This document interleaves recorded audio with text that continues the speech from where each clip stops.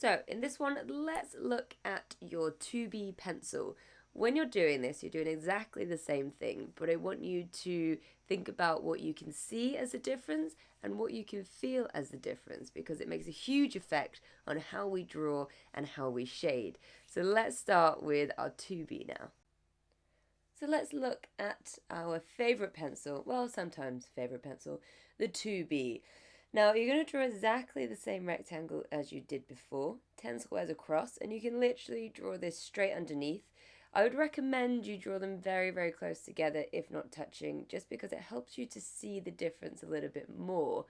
The reason why we have loads of different pencils is because they do different things. They are either slightly harder than the other, they're slightly softer, or they're slightly darker, slightly lighter. I choose these three pencils, 8B, 2B, and 2H, because they do everything that I'll ever need in shading.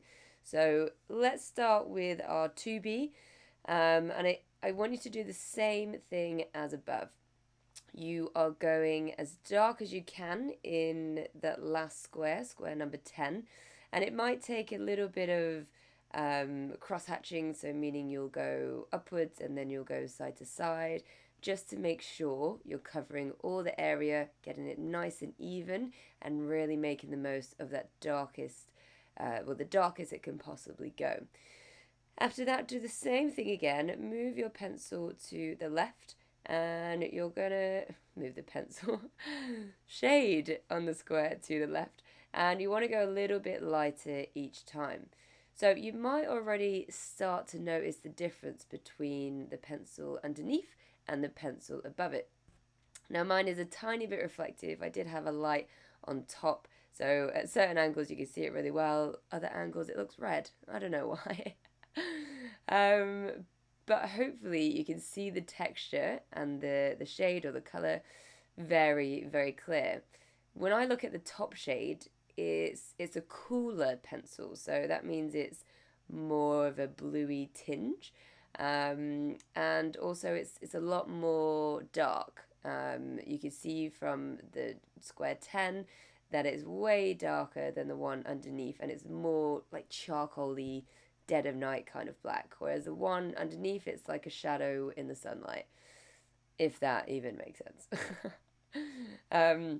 But also the texture on the paper, so the more you start to draw and shade, the more you can see that the pencil above is much softer. It has this grainy sort of effect, whereas the one underneath is a little bit of a harder lead, so that means the pencil is sharper for longer, and it just makes it scratch the paper a little bit more precisely. So if I was ever wanting to do something with detail, I wouldn't really use my 8B because, well, that's just going to be too soft. If I want to do something really accurate, I want to use my 2B. And that's why whenever I do any outlines or any light shading, I'll use my 2B, especially for when we get to the lighter areas, it's much easier. This pencil starts off at a much lighter state, and that means that I don't have to stress so much about making it super light because it already starts that way. So do the same thing again. Check your scale, go from left to right, making sure nothing looks the same, nothing's too dark or too light, and just try and even out those squares once again.